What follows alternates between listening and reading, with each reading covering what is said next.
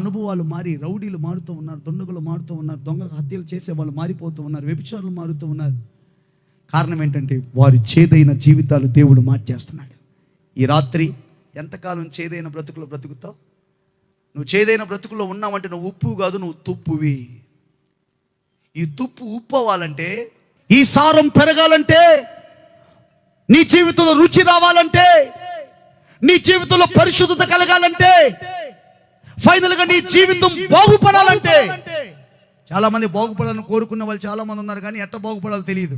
అందుకే దేవుడు నా వాక్యం తెలియజేస్తున్నాడు. ఆ దేవుని వాక్యం రాయబడిన మాట, ఉప్పు సారం దేని వల్ల కలిగిద్దంటే అగ్నిలో కాల్చబడతా ఉంటే, ఉప్పు టప టప టప టప మంటా ఉంటే దాని రుచి మారి చేదుపోయి సరైన స్థితిలోకి వస్తుంది. దేవుని వాక్యం అంటది, నా మాట అగ్ని వంటిది కాదా, మండుచున్న పొద